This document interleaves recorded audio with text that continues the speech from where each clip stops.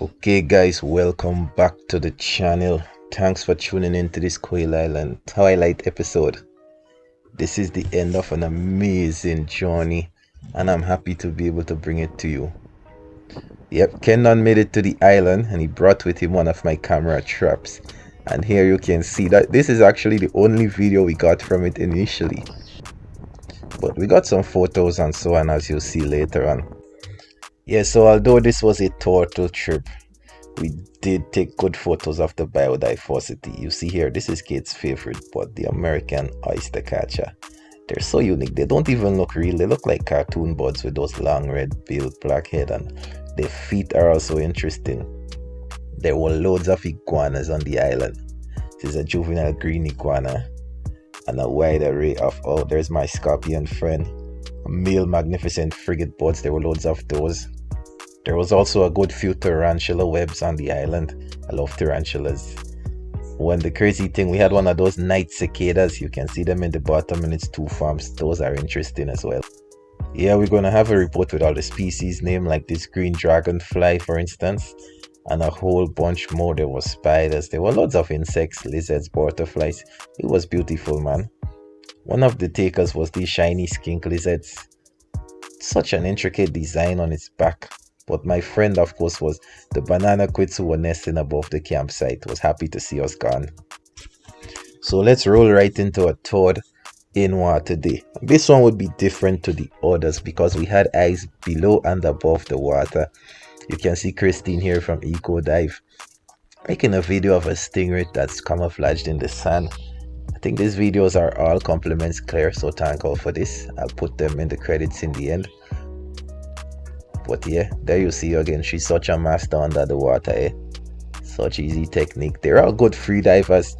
I can't free dive as that personally, but I get down to those depths as well.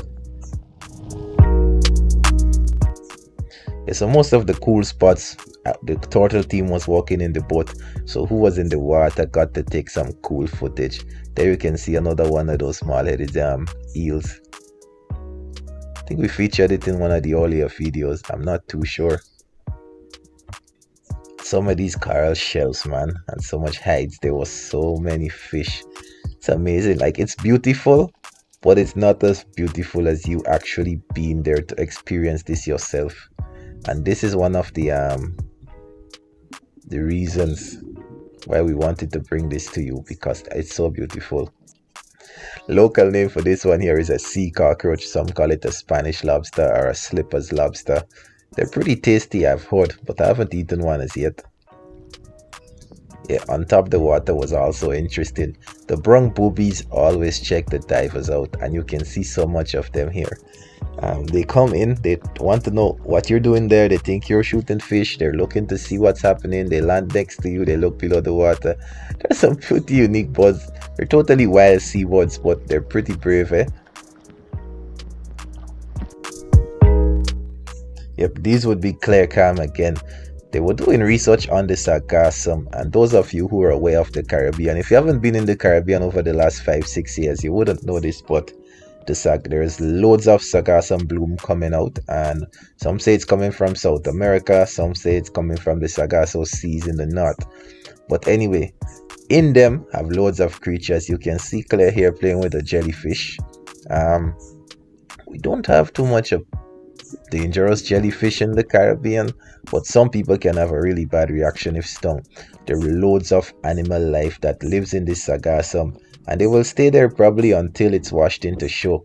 Now, in a tourism-based economy, of course, the beaches are now covered with this sargassum, and it has a foul smell.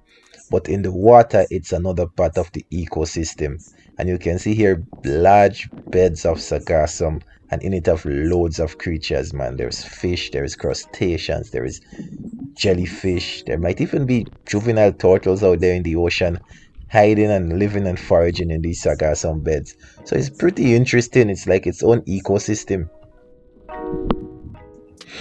The biodiversity is crazy, man. You can see here a fairly sizable barracuda, and she's a good distance away from it, but he's gonna turn around and look at her. Barracuda's like, why you following me? They're pretty scary fish if you see them up close, eh?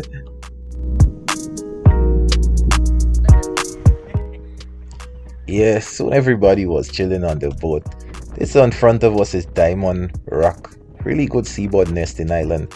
Everyone was giving jokes. It was really pretty jovial at this point, but it was so windy. You see Christine there, you see Kendon there. No clue what Kate is doing. But yeah, everybody's on the boat. Things are about to pick up in a minute, eh? But yeah, this is Isle Around in the background. You can see the back end. If you see Isle Around from the air, it's like a big X. Yeah, well, we were giving joke. I think I was telling them about Somaliland. Again, to remind you all, my GoPro was done by this point. But you see this turtle on the right, I believe it's a hybrid. Sometimes you get hybrid between Hawksbill and greens, but the DNA will show when the time comes. Anyways, so now as I told you, it will be interesting this time to see it from a different angle. There is the brown booby checking out again. It's like, what y'all doing there? Now this one is going to show you what it's like being in the water. So if you look over there, Benson has a pretty sizable Hawksbill turtle in his hand. Later on you'll see where they actually catch one in the water, how it's done. Christine is with him. She called the boat in. Claire is filming this, and you can see Benson is at the surface. He's carrying this turtle. Now the good thing about seawater is the weight of this turtle. He doesn't have to carry the whole weight, but you have to be really strong to keep a hold of it. They don't fight all the time, but you see that she's taking a breath and she's gonna give a go at it again. Now the boat captain has to be very skilled in this, and you see myself and Kendon, we're trying to get a hold of her and we can't. Now it's pretty tough out there. Now this is the same girl a hot minute later. Remember, we don't have cameras on the boat. All the GoPros are in the water now because mine is spoiled. But look at the release. It's gonna be pretty fast, eh? Push, and she's gone. Such a beautiful creature, man. She comes down really fast. Now this one here is an adult green turtle. She's probably a geriatric. It was really emaciated. It was really old. That turtle look at her. She has like no fight in her. Yeah, but soon we had another feisty Hawksbill on the boat. It was business as usual. This was a big girl, eh? She was biting everything. This one took a bite off the side of the boat. But yeah. So most of this was over by the Diamond Rand area. There you see Diamond again. I think we just had a small green. Yeah, this is a juvenile green. Juvenile greens are like the easiest to work with, man. They don't give much complications. They don't try to bite you. Yeah, that was basically it for In-Water Day 3. It's so beautiful out there. See a little bit of sargassum. We were heading down. You can see Claire has the camera. There's Benson, Captain Caddy, Zoe, Kendon, Kate, myself, Ben on the bow, and Christine. Was a good team, eh? Was a good team. So the next part of the video would be a bit of island stuff. Scientific discoveries. No more GoPro. Lizardzilla, you're famous. You see the squad thick. We have to walk to the beach. Tiny Tim and the fish bag. We go in. Yeah, that's where she was digging. I don't feel like I eat this, but it look like something I might be able to eat if I can't find food in the wilderness. Anybody know what this plant is? Comment below if you know what this plant is. Let me know. So we introduced you guys to this location in the last episode, and we were back there. It was Claire GoPros again. So you can see anyone if you heard of sprat. Now sprat is a small bait fish.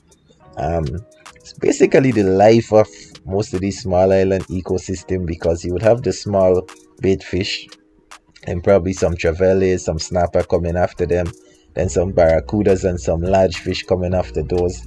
When they're this small, and they would stay like this for a few weeks, they grow up into adults and they breed again and continue the cycle. Yep, they're also a good food source for seabirds like the brown boobies and the thorns when they're larger, as well as tuna and other big fish. Now in this close-up we have a surprise for you. You're not this little fella, just keep looking, then it appears like boom. Can you see it? Have you seen it yet? The keen eye will see it by now. Have you seen it?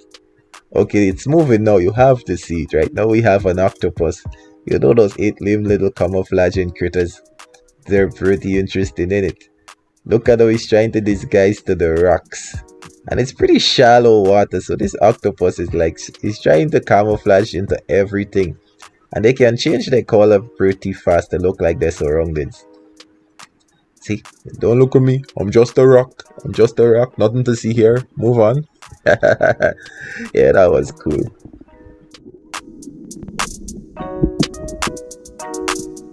Yeah, you don't get a lot of underwater action with me, but we caught a good bit of lionfish that day. So all these fish here, I shoot. And this little fish here cannot shoot. And who found most of the fish here? Okay. Take 2. No line this time. If we line, we'll say cannot hold the smallest one, but we not line, he hold the big one. What tiny Tim, lionfish hunter. Check it out. Yep, Ken done pulled through. It was fun on this side of the island. We took out as much lionfish as we could. We ate all of them, of course. You're looking for it coming in? Shit, it won't take it out too far. Nah, you coming for it?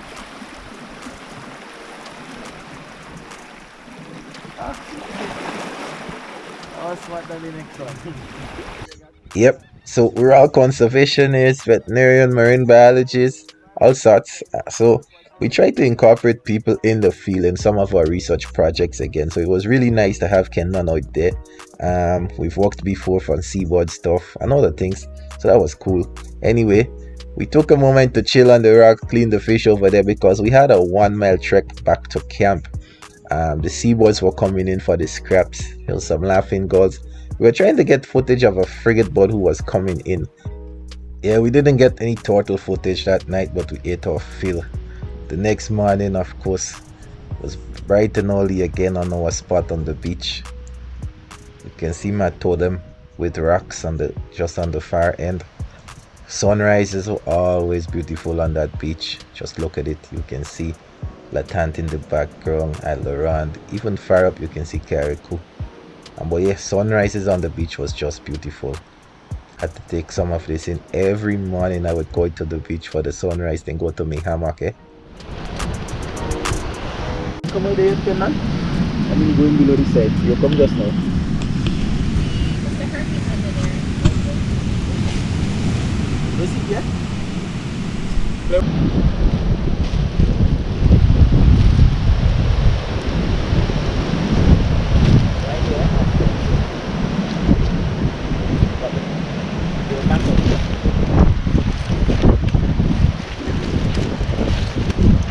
Relax, relax. It's the same me from yesterday. I just want to take out the tick. Don't do yourself that. Relax, I go let you go. You get them tick on them. See your next tick. Don't let it go. Are we gonna collect the tick? Yeah, I'll take it out. We have the same. Yeah, so a little friend was back in the camp. I told him you would come back, but she was covered in ticks, man. We took off 2 ticks the last time, but this time there was about 8 or 10 of them. Yep, so we decided to do a bit of grooming, take the ticks off. And if you're asking yourself, how could a snake have ticks? Yes, the tick lodged themselves below the small scales. We'll show you this a bit later. But we took a couple more photos. We took off the tick. I think I have the tick somewhere in ethanol right now to do DNA analysis, but I may have lost it, to be honest. But look at how beautiful this specimen is. Racers are so cute. But yeah, we got to take all the ticks off. It was pretty cool. That night we had a couple female, but only this one nested. We didn't get much footage again, but there you can see me taking a quick spray to get in some blood. It was a pretty big female as well. We had some really large hawksbill coming in to nest on this beach, so it's happy that we were there to protect them, to experience them and document them. It was pretty cool. Hopefully we do enough for the species. We out here. Kendon, hiking in them kind of region. You see the wicked hairstyle, island hairstyle. Pat with a flex, comb with finger. It's beautiful, eh? Look at the beauty, man. Look at those killing the boat and now see us, they're gone. Ah, boy. 1500 skelly nibs already. Just chilling on the rock face.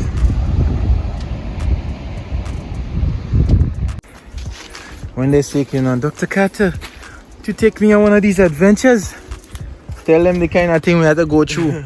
Murder rock, kill a cactus, tie up vine, devil nettle.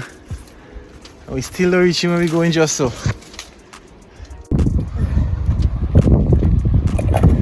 You see, when you're young is so. When you're young is so. Right. You look good there. Yeah, me and Kendon went off exploring. I had to find a new route to the rocks. But spent a lot of time too trying to get bird photography and just exploring the place. It was fun. Yep, eventually we were back at camp, spending our afternoon on our beach seat. Well into the evening. Was a good day. Up came our last day in the water. Really cool footage ahead. Well, I couldn't use it because I'll tell you just now. The water boiling today, boy. Yeah. Look at this. The water boiling, watch the current pulling down, so the wind strong.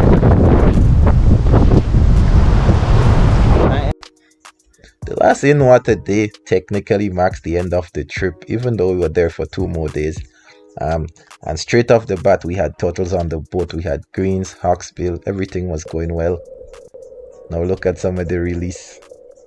It's just amazing to work with these creatures and be able to see them swim away happy afterwards.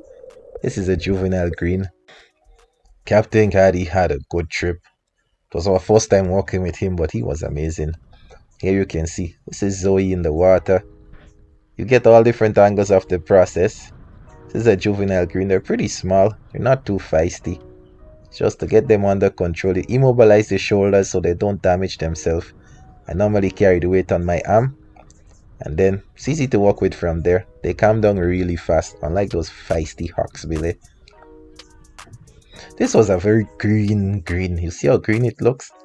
But yeah, we worked with it and a couple more. And here is another release. I think releases are amazing. This is a juvenile hawksbill. It came in during that period as well. See, we put the bomb first and then we release them. Another turtle to live another day. Beautiful. Yeah, I'm getting nostalgia just looking at these videos. But yeah, we were walking a lot of turtle that day. I don't remember the total count, but the release, we got really good in-water release footage. Here we go again. And you see, they run off really fast and then they're back to normal. Okay, this is the video I was talking about. Do you see the hawksbill? Oh, this is Benson. He goes down there. That's probably about 40 feet. And he gets a hold of it and she's fighting. But he has to regain control. Look at that, man. That is just amazing. That is amazing. In the middle of the ocean. That is amazing. Now he has to keep a hold of her because... and wait for the boat. Now I think someone else is signaling the boat. But normally we look to see what's happening. And you see when the diver has the turtle in the air, then the boat runs in. Here we go. Definitely don't try this at home. These men are professional divers. They've worked with us for years. Do not try this. 1, it's illegal. 2, it's unsafe. Now there you see we're trying to get, myself and Kendon, we're trying to get this turtle on the boat. And she's a bit feisty. Most of these big female hawksbill are feisty. They're hanging around. Benson has to push the weight up. We're not actually using the flippers to carry it. He's pushing her into the boat and then we take hold of her. These female would be there for nesting, so they're pretty angry when you agitate them, and they're quick in the boat, quick out the boat. Here we're releasing one of the big males. Look at him, you can see his long tail behind him. So you've seen both the adult male and the adult female. Here is Ben with a juvenile hawksbill. So it would be juvenile into sub-adult. Yep, here in Grenada we have nesting grounds, breeding grounds, as well as foraging grounds for these Hawksbill turtle. So you can find them of all different sizes. You see here, this one is being a bit difficult. Now, yep, it's in the boat. Kendon has her. She's not that big. You can see it's very black on the underside, like it was laying around on the reef a lot. But as soon as it got in the boat, it was trying to get away. Hawksbill are pretty feisty. Look, she's trying to bite me as well as the boat. She'll bite anything she can get her mouth on. These Hawksbill, man, they're full of attitude. Tiny little critters, but full of attitude. Look at it. She's gonna try to bite a few more. But yeah, boat was pretty full with research stuff, diving stuff. I think everyone was in. This is probably Claire Cam or Christine Cam, I don't know. So we got good hold. We immobilized the shoulders so they cannot injure themselves, and they calm down sometimes. Now you know that Hawksbill turtle on the front flipper would have 2 toes, as well as look, she's trying to bite Kendon's hand again. She's trying to bite me. These turtles give you a hard time the whole time, but then again, imagine you're resting in paradise, someone grabs you, put you in this boat, you don't know if you're gonna be eaten, so you have to bite your way out of it. We can't blame them. We're just happy to be able to do this research on these animals, get them back into the wild. Yep, by the time you're seeing this video, it would be September, and that will be open season on hard shells in Grenada. The hunting season will be from September to March, so hopefully we can advocate to protect them throughout the year, or at least for a longer period of time. The juvenile Hawksbill turtle, and the research funded by the Oscar Montgomery Fund. This one is named Oscar after Oscar Montgomery himself. Yeah, so we saved the best stuff for last, and we named this one after the founder. And a couple others, yeah, but you can see again Kate doing the in-water release. You can get it from both angles. So this is from on top of the boat. You see the turtle is gone, and here we get her from in the water. Beautiful. Yeah. Take 3. Thank you to the Oscar Montgomery Environmental Foundation for making this work possible. Again, a big thank you to the Oscar Montgomery Environmental Foundation for sponsoring this project, to Ocean Spirits for their continued efforts to protecting sea turtles in Grenada. A definite thank you to the whole team, to the researchers who took time off their busy schedule to be part of this, to the divers. Man, we couldn't do this without them. Yep, to everyone who helped in one way or the other. Thank you guys for watching. Definitely thank you to the turtles. Don't go yet, we have some good stuff coming still. Yeah, so we got back to camp and something was a bit different. Initially I saw that someone went into my tent, and we had camera traps set up nearby to see what the nightlife would be, and guess what we found? There were police on the island, military men with guns. You can see those are real weapons. The drone said that there were activity on the island, so they came to check it out. Anyway, so here is my camera trap that's set on a watermelon that went bad. You can see the opossums are there. Now there was this little thing, you can see a little thing on it. I'm not sure if this was a rat or a small opossum, but you can see all night they kept coming back and forth. There were a few different opossums. You can see different sizes, from really big to really small. Look at this tiny one right now on the right of the screen. The one on the left is not that big. Then you see this tiny thing there. That's the smallest opossum I've ever seen. But yeah, that was it. They went all through the night. So we have one turtle here. One turtle here. Turtle. Right next to each other. Okay, so I mean, we could say that was a mother and a daughter based on the age differences, but we can't be sure. What we do know is these 2 turtles came up just about the same time to the same spot and started nesting. That was crazy to be part of that. This is actually cell phone footage, and if we knew earlier that the cell phone would be so bright, we would have had much better nesting videos for you guys. But thank you for being here, thank you for being part of this and looking on.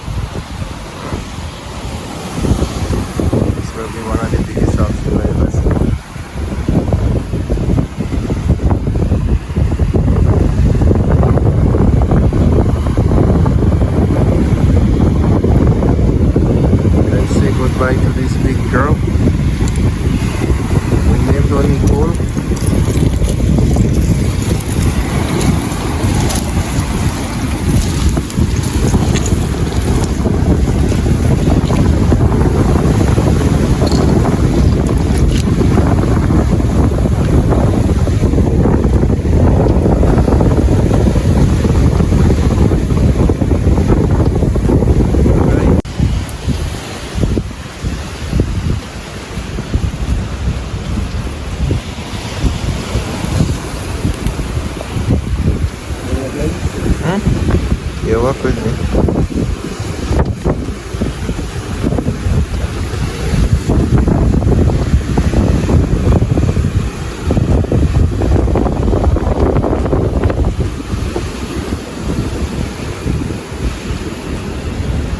Taking a breather.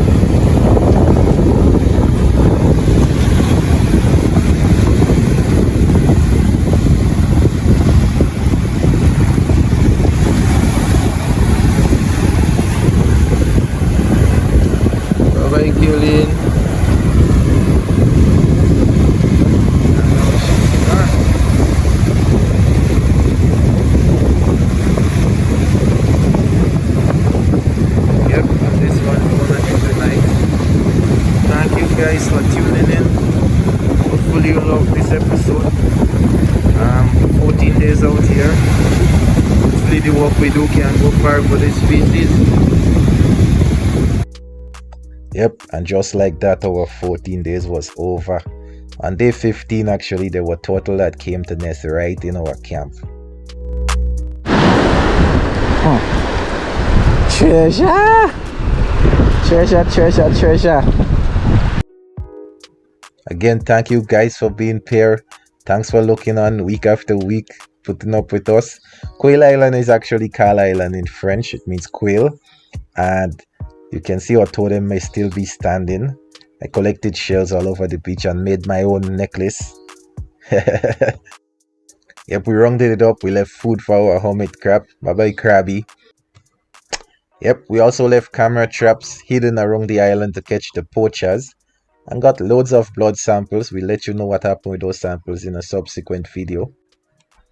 Thank you to all the people that helped make this possible. Thank you for all the participants. Thank you for the viewers. Thank you. Hopefully you like this. Subscribe to the channel. See what we have coming up next.